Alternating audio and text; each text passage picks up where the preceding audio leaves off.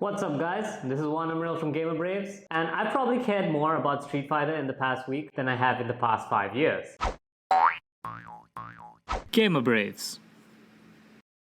Capcom was kind enough to get us a quick look at Street Fighter 6, and I walked away with it with one main takeaway. This is a game Capcom very much wants you to play, even if you're not typically into fighting games. Look, I spent many years trying to get multiple friends and even one girlfriend into fighting games with minimal success, because the jump from haha I made the cool character do the move to understanding even the most basic rules of fighting games is, well, steep. But I definitely think that Street Fighter 6 might actually have some tools to fix that. Modern controls aren't entirely new. Heck, in my earlier days I used to play BlazBlue with the auto mode because things like jump cancel scared me. In Street Fighter, you typically have a 6-button layout, kind of like your average fight stick. You have 3 buttons up top for the punches, 3 down for the kicks, and then you have an extra 2 buttons for macros or what have you. Modern controls replaces that instead with a 4-button layout: light, medium, heavy, and special, which, wouldn't you have it, just so happens to fit with a controller. You can have 1 button for each. This is great for newer players since more buttons always means more confusion. Just look at Skullgirls. Rather than have to learn things like an SPD or fireball motion, you just have to hit the special button with tilt controls, kind of like Smash. It's got trade-offs for sure. You lose the flexibility of doing a fast or heavy version of special moves, but this really takes the pressure off of players who, and let's face it, can't be bothered to learn the classic controls. On top of that, it even has an auto combo. Just hit the R2 button while mashing and bam, combo. I really like that it breaks it down to 4 buttons because, and this is something I don't see mentioned that often, it works way better on controller. Like I said earlier, just look at this layout. It's perfect for it, compared to the 6-button which would have it bound to the bumper or triggers. They've always been jank on a gamepad, and no casual player is about to shell out for a fight stick. This setup just works, and it brings me to the point about why it exists. Fighting game matches are basically made up of 2 components: strategy and execution. Strategy is knowing when to DP, while execution is not screwing up the actual motion when the chips are down. With modern controls, you get to take away half of that, making the game much more approachable for new faces. So, are they making Street Fighter 6 a baby game for babies? Of course not. The game still supports what they call classic controls, which means you can enjoy the full complexity of the game as it's meant to be enjoyed. The idea is just to let the new player not feel like they're being gimped, but also still not giving a system that entirely does the work for them. Once you start realizing the depth of the strategy, you'll probably realize one fireball isn't enough and start experimenting with classical controls. Think about it like building Gunpla. You might start with one of those easy to build kits, maybe even an HD, but eventually you're going to realize you want more features, and that means jumping up a scale to maybe something like an MG. Before you know it, you've got a huge backlog and a credit card bill that won't quit, or worse, you've also side-decked into a Warhammer hobby. Now, admittedly, I wasn't that impressed when I first heard that Street Fighter 6 would be doing real-time commentary.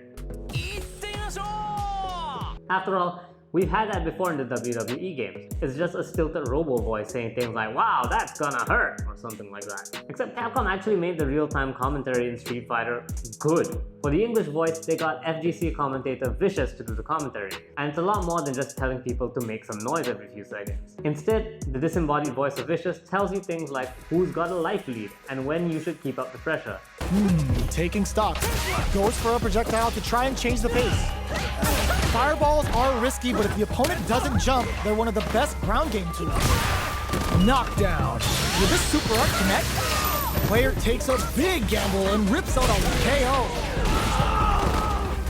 Player 1 on the board first with the win. They'll want to keep the pressure on. Heck, he'll even call you out if you go for the raw super. I gotta admit, this feature kind of rules. It helps new players by giving them the coaching they might need, or better yet, helps them make sense of what they're watching, since things like counter hits wouldn't be obvious at first. If you listen to it enough, you eventually will notice the robot gaps though. But considering how basic games like Persona's commentary can be, it's honestly really impressive, and it's a cool feature that I hope more games consider doing in the future. If you don't like it, or simply don't want to run poor Sage-Am out of a job though, it is of course optional. ゲージを1本使っていく。うまくラインを押し返した。倒しきれ。プレイヤー1、ラウンドを取って圧力をかける。このままいけるか。These are all just tools you can use. But that's not where it ends. Street Fighter 6 has actual things baked into the gameplay that are welcoming for new players in a way that even without knowing about those, you will have a blast with the game. I'm especially a fan of the presentation. The street art aesthetic is always Street Fighter at its strongest, and 6 has it in spades with the graffiti style effects. They're also great for telling apart the game's many different type of moves, all bound to the drive system. And that's right, we're gonna talk about that. I don't want to get too into the weeds with the drive system, but it basically fixed my biggest problem with Street Fighter V, too many damn meters. And okay, hold on. I know, this is rich coming from an anime player, but seriously, the fact that they're all called V-Shift, V-Trigger, V-whatever, it's all confusing to me, and it's even more so because they all have different bars and resources. With Street Fighter 6, anything that's not a super eats drive. Simple as that. Parries? Drive. Alpha counters? Drive. Overdrive? It's in the name, buddy. I do love how they've implemented parries. You can hold the parry input to keep it out longer, not unlike Dante's Royal Guard in Devil May Cry 5, or the shield in Melty Blood. Obviously, no idiot would burn their whole drive parrying, but it just means you can adjust the parry window based on your skill level. Maybe you can't stop that kick frame perfect, but guess what? You can get it within about 5 frames. You can hold the button to make up for that. It's great because new players are still encouraged to try out the new parry rather than have it be some extreme mechanic that only Daigo knows.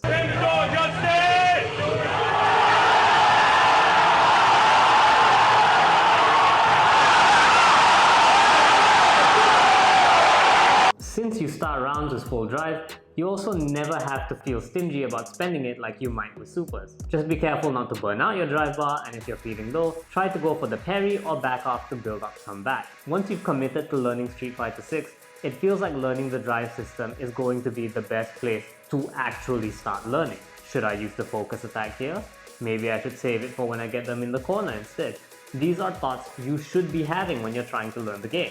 Seriously, I'm really excited at how approachable Street Fighter 6 is looking. Add that with the crossplay and the netcode, and it looks like it's gonna be a game that'll be really good for turning people from button mashers into future regulars at your locals. One detail that I really need to give props to Capcom for is the fact that they call the simple controls modern instead of, baby mode or easy mode. Because let's face it, people are going to pick that less because they don't want to be called babies. Meanwhile, the commentary track is a good way to passively learn what kind of thinking you should have when jumping into the game.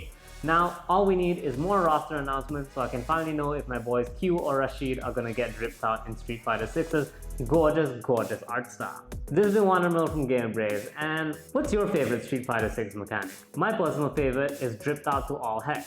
This has been Wandermill from Game Brave. Take care, guys.